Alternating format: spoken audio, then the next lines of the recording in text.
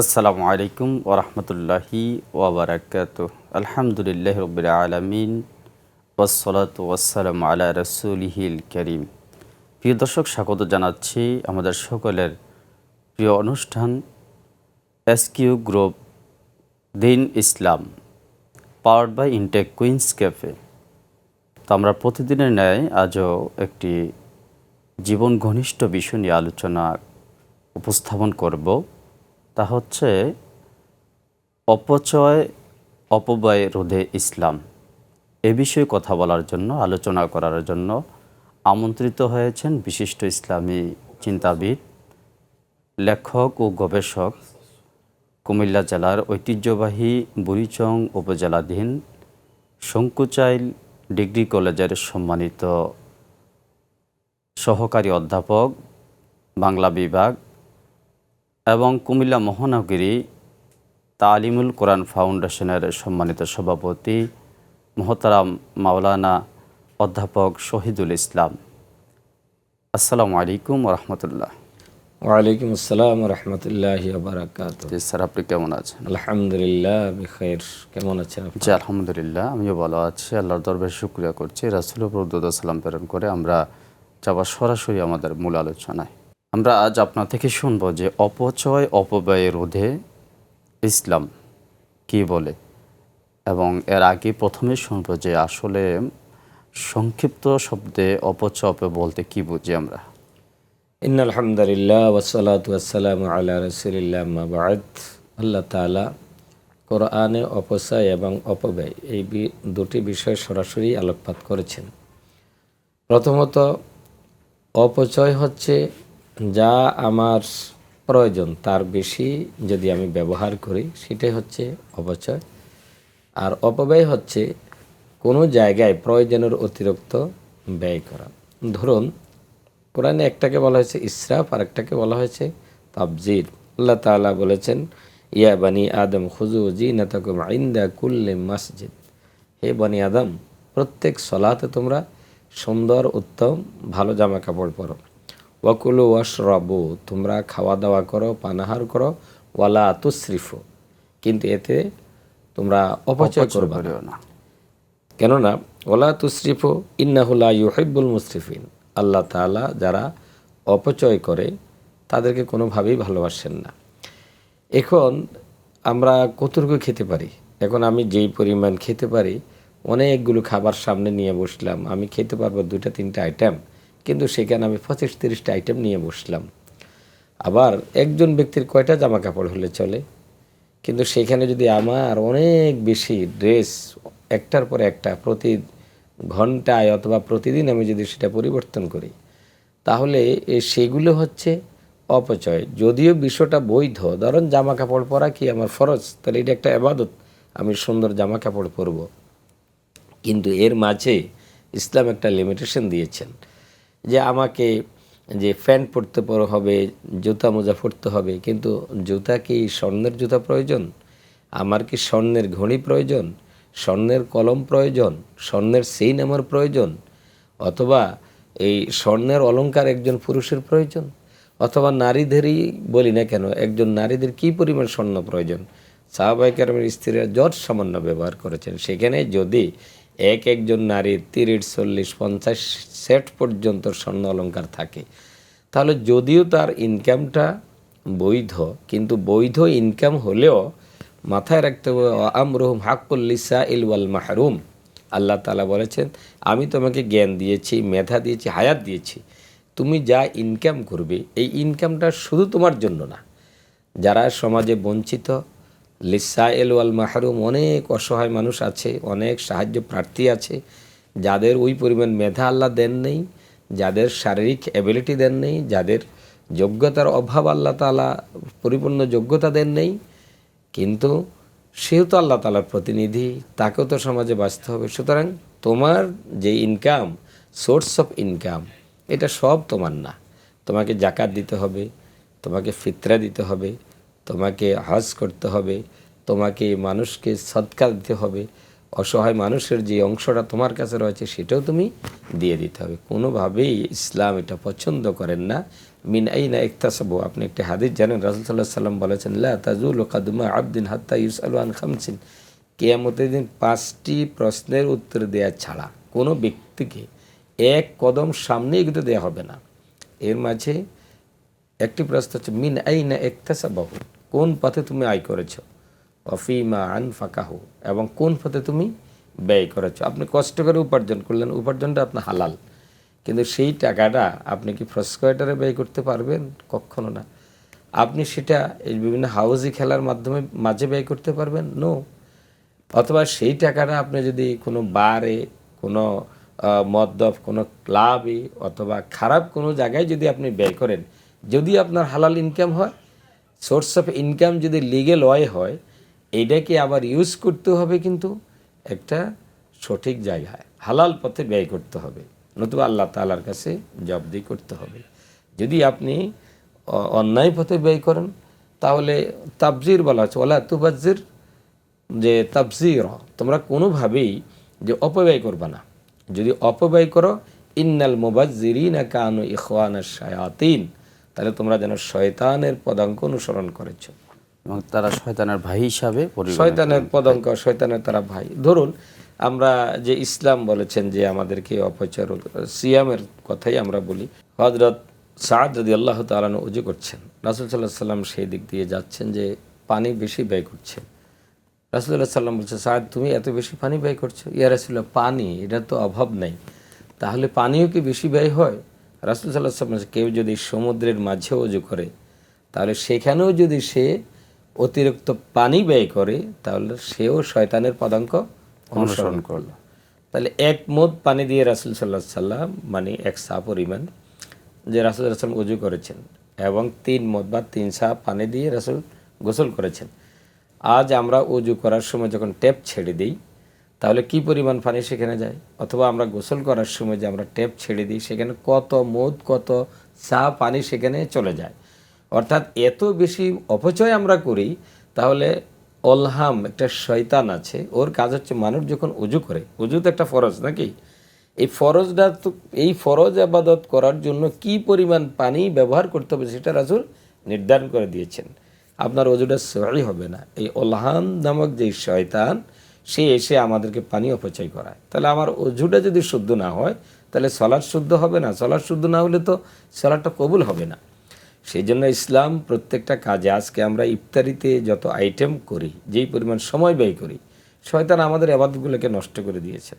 রাসূল সাল্লাল্লাহু আলাইহি ওয়াসাল্লাম যে তোমার পেটের 3 ভাগের 1 ভাগ খাবে, আর 1 ভাগ তুমি পানি দিয়ে ভরাট করো, আর 1 ভাগ তুমি সেটা ফাঁকা রাখো, তাহলে আমরা জীবন ধারণ আমাদের জন্য সহজ হয়, শ্বাস প্রশ্বাস আমাদের জন্য সহজ হয়, সুস্বাস্থ্যের জন্য আমরা স্বাস্থ্যবান থাকতে নিয়ামক পারি। হবে। আজকে এত অসুখ কেন, এত অসুস্থতা আমাদেরকে কেন একেবারে ঘিরে আছে?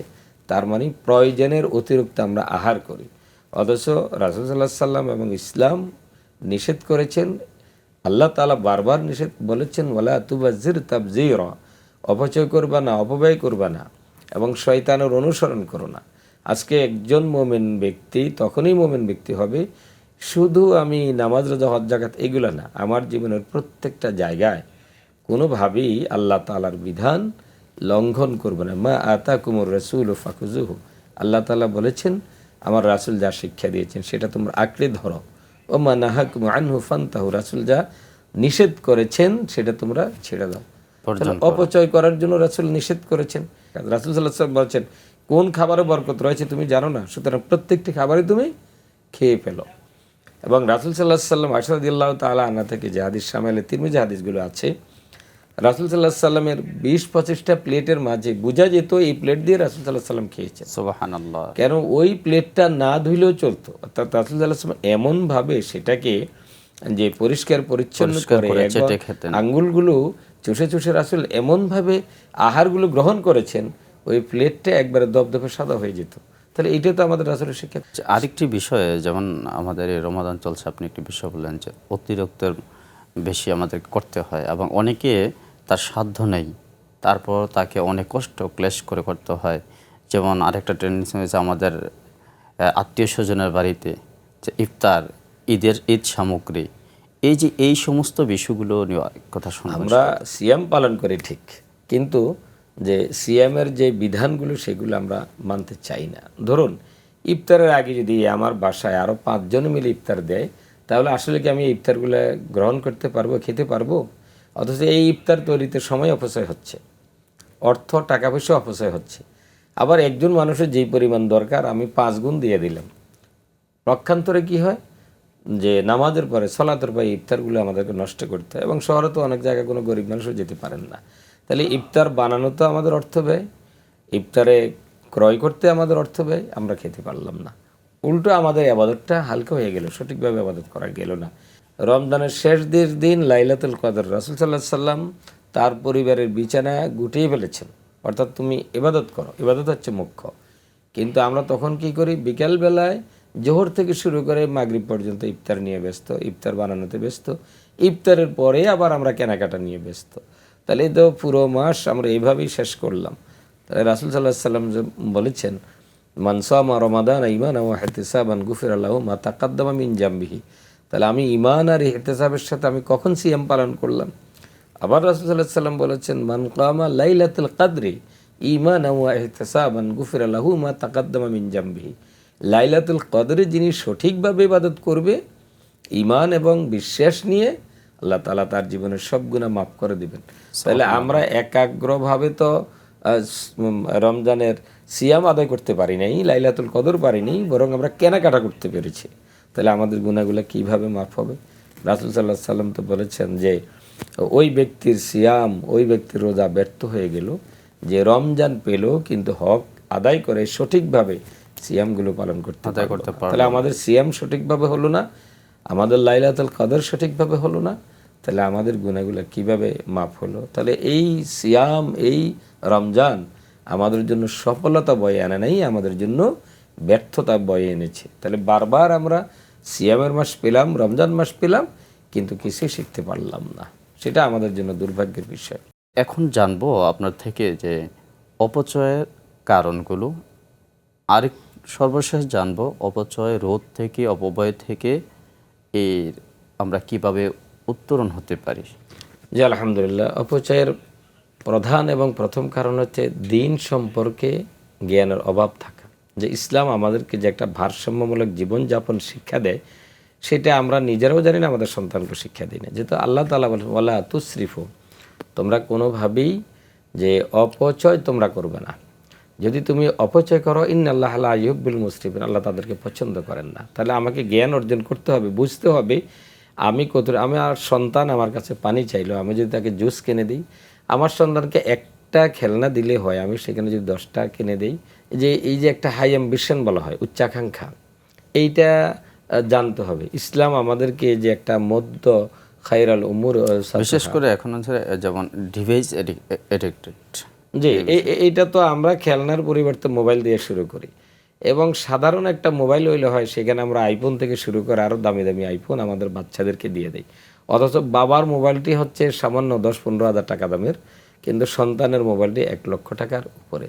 তাহলে আমরা তো কৌশলে আমাদের সন্তানগুলোকে অভাব অনটন তাদেরকে শিক্ষা দেই না, পরিমিত বোধ তারা জানে না। তাহলে এই উদাসীনতা, অথচ রাসূল সাল্লাল্লাহু আলাইহি ওয়াসাল্লাম মা মিন মাউলুদিন ইল্লা ইউলাদু আলাল ফিতরাত ফাআবাহু ইয়াউযিদানিহি আও ইউনাসসিরানিহি আও ইউমাজ্জিসানিহি, যে প্রত্যেকটি সন্তানকে কিন্তু আল্লাহ তাআলা দ্বীনের যে একটা হাইসিয়ত, দ্বীনের যে পরিধি, এর ভিতরে আল্লাহ তাআলা দুনিয়ায় পাঠান। কিন্তু মা বাবা সন্তানকে ইহুদি নাসারা খারাপ, আমরা আমাদের সন্তানগুলোকে ভালো শিক্ষা না দিয়ে আমরা সমাজের খারাপ দিকগুলো সন্তানের সামনে উপস্থাপন করি। এইটা ভালোবাসার দেখানোর জন্য, স্নেহ, ভালোবাসা, দয়া, এইগুলো দেখানোর কারণেই কিন্তু আমরা আমাদের সন্তানকে এইরকম আস্তে আস্তে ওই পথে নিয়ে যাচ্ছি। অথচ দিন সম্পর্কে যদি আমরা তাদেরকে জ্ঞান দিতাম, রাসূল সাল্লাল্লাহু আলাইহি ওয়াসাল্লাম যে মা বাবা তার সন্তানকে আদাবিন মিন হাসানিন, মা নাহালা ওয়ালিদুন ওয়ালাদুহু মিন নাহালিন আদাবা হাসানিন, মা বাবা তার সন্তানকে উত্তম শিক্ষা ছাড়া আসলে অন্য কিছু শিক্ষা দিতে পারেন না। আর উত্তম শিক্ষাটা হচ্ছে তাআল্লিমু, তোমরা শিক্ষা দাও, দ্বীনের জ্ঞান শিক্ষা দাও। এরপরে উচ্চাকাঙ্ক্ষা, নিজের নাম প্রকাশ করা, যে আমি যদি অনেক বেশি বেশি ব্যয় করি, আমি যদি অনেক মানে মানসম্মত ড্রেস পরি, দামি দামি ড্রেস পরি, মানুষ জিজ্ঞেস করবে। অথবা আমরা যখন ব্যয় করি যে আমি আমার নামের জন্য, এটা কোথা থেকে কিনছো, যে আমরা কোন ব্র্যান্ডের? যে ব্র্যান্ড, আমরা সাধারণ কোনো দোকানে যাই না, এখন তো সবই ব্র্যান্ড। যদি জিজ্ঞেস করা হয় কোন ব্র্যান্ড, যদি আমি অমুক ব্র্যান্ডের নাম নাই বলতে পারি, তাহলে আমি তাৎক্ষণিক ছোট হয়ে গেলাম না? তাহলে এই বিভিন্ন চিন্তা ভাবনা, পারিপার্শ্বিক এই বিষয়গুলো কিন্তু আমাদেরকে আস্তে আস্তে অনেক বেশি অপচয় অপব্যয়ের দিকে নিয়ে যায়। অথবা অনেক সময় আমাদের স্ত্রীরা ডিজায়ার থাকে যে আমার অমুক বান্ধবীর এই ড্রেস আছে, এই অলংকার আছে, তো পাশের কিন্তু বাসা আমার নাই। অথবা আমাদের পাশের পাশের বাসার ফ্ল্যাটের ভাবি আছে, আমার অমুক বান্ধবী, এই সকল কথাগুলো যে আমরা, অথচ রাসূল সাল্লাল্লাহু আলাইহি সাল্লাম বলেছেন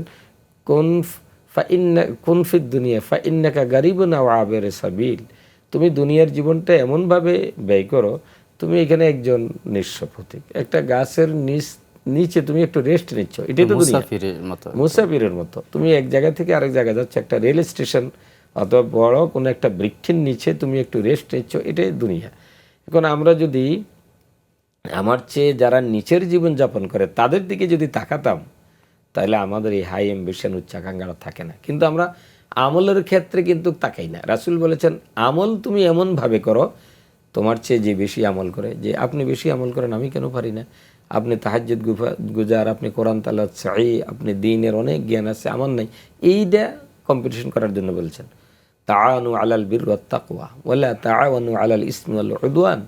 যে আপনি কি পরিমাণ জীবনযাপন করেন, কত টাকা ব্যয় করেন, আমি যখন এটা কম্পেয়ার করি তখনই আমার মাঝে এই ধরনের অপচয় অপব্যয় এবং একটা ইলিগেল ওয়াইতে ইনকামের একটা চিন্তাধারা কিন্তু চলে আসে। জি, খুব চমৎকার করে বলছিলেন আপনি। আপনাকে অনেক অনেক ধন্যবাদ জ্ঞাপন করছি। আপনার জন্য বারাকা আল্লাহ যেন কবুল করেন। আর এই আলোচনা থেকে আমরা সকলে যেন উপকৃত হই, আল্লাহর কাছে কায়েম রাখে আমরা সেই প্রার্থনা করছি। আল্লাহ কবুল করুক, আমিন। প্রিয় দর্শক, আমরা উপভোগ করছিলাম আমাদের সকলের প্রিয় অনুষ্ঠান S Q group co Din Islam, powered by Intech Queens cafe.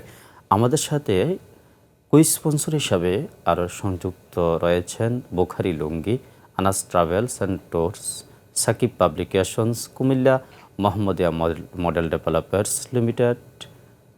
তো আজ এ পর্যন্তই। দেখা হবে অন্য কোনো বিষয় নিয়ে, ঠিক অন্য কোনো পর্বে, একই চ্যানেলে একই সময়ে।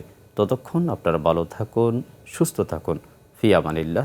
আসসালামু আলাইকুম ওয়া রাহমাতুল্লাহ।